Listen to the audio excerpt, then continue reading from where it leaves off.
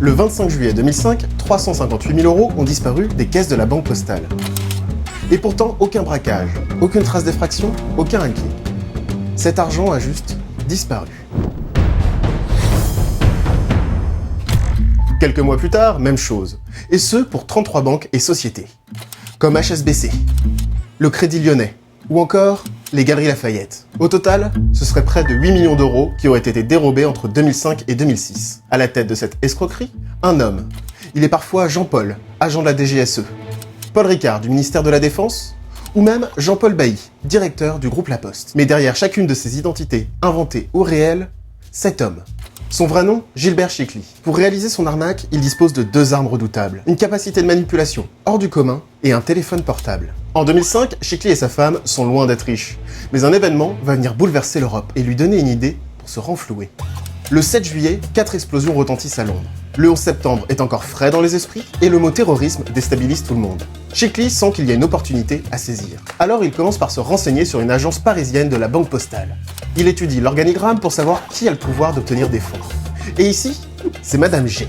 Chicly essaye alors de glaner le plus d'informations professionnelles et personnelles sur elle. Le 25 juillet, quelques jours après les attentats de Londres, Chicly appelle Madame G en se faisant passer pour Jean-Paul Bailly, le directeur national de la Poste. Il la prévient qu'un agent de la DGSE, les services secrets français, va bientôt l'appeler pour une opération très particulière. Bien sûr, elle ne veut pas en dire beaucoup plus, mais il l'a choisie elle parmi toutes les agences car son dossier est clair comme de l'eau de roche, et il a confiance en elle.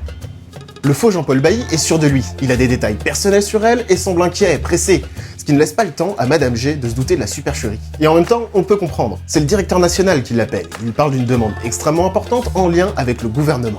Quelques minutes plus tard, Madame G reçoit un nouveau coup de fil de Chicly qui modifie un peu sa voix pour se faire passer pour Jean-Paul, agent de la DGSE. Vous vous rappelez du bug mental sur la figure d'autorité ? Eh bien Chicly va devenir une véritable figure d'autorité et manipuler Madame G à la limite du conditionnement. Son histoire est simple.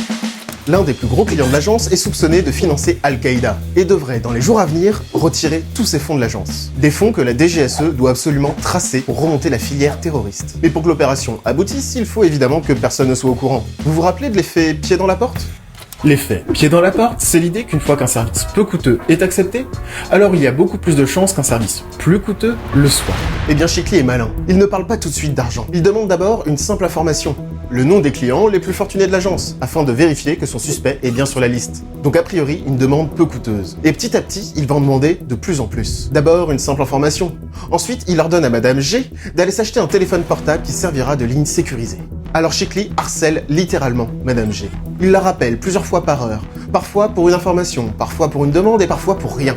De jour comme de nuit. Il lui sature le cerveau, ne lui laisse pas le temps de penser. Chicly lui met une pression de dingue car la sécurité nationale est en jeu. Elle ne voudrait quand même pas qu'une bombe explose dans Paris. Il continue les demandes de plus en plus coûteuses. Pour tracer l'argent que ce client va bientôt retirer, il demande à Madame G de réunir la somme qui se trouve sur son compte. 358 000 € en liquide pour le lendemain. Lorsqu'elle veut abandonner, lui dire qu'elle n'est pas capable, que c'est trop, il la met en confiance, en lui rappelant que c'est son directeur national qui l'a spécifiquement choisi elle. Elle doit en être capable. Il en va de la sécurité du pays. Et lorsqu'elle pose trop de questions, qu'elle se met à douter de Chicly, il la rabaisse. Ici, c'est lui qui pose les questions. Et visiblement, le directeur de la Poste s'est trompé sur son cas. Elle n'est pas si bonne que ça. Il a eu tort de lui faire confiance. Chicly utilise avec soin tous les ressorts de la manipulation. Le pied dans la porte, un peu d'impuissance apprise et parfois de la mise en confiance. Mais pas une seule seconde pour lui laisser le temps de respirer. Et donc de penser à une arnaque. Elle doit ensuite amener les fonds dans les toilettes d'un café parisien, où un autre agent frappera 3 fois à la porte pour récupérer l'argent et le marquer avant de lui rendre. C'est la femme de Chicly qui vient récupérer l'argent. Madame G attend 10 minutes, puis 1 heure, puis 3 avant de comprendre. Cette directrice d'agence s'est faite avoir. En quelques mois, Chicly a rodé son discours, fait évoluer son escroquerie, mais une telle arnaque ne reste pas longtemps inaperçue. Il passera quelques années en cavale avant d'être capturé en Ukraine et extradé en France il y a quelques mois. Mais il a fait des émules. L'arnaque au président est de plus en plus répandue. D'après Le Point, cette escroquerie aurait permis d'obtenir plus de 600 millions d'euros depuis 2010, avec un simple téléphone et un peu de bagou. À entendre cette histoire, on peut se dire « Non mais c'est trop gros, moi j'aurais pas réagi comme ça ». Mais n'oubliez pas que le manipulateur a été fin. Il a su utiliser les bons mots, des informations personnelles sur elle, avec le timing d'un harceleur en chef. Une véritable torture psychologique. Allô ? Monsieur Macron ? Vous voulez le mot de passe de ma chaîne YouTube, mais pourquoi ? La sécurité intérieure ? Oui, bon alors c'est A, B... Vous avez de quoi noter, oui. A, B, O, 2 N, E, T... O-I. Oui. Oui, abonne-toi, oui.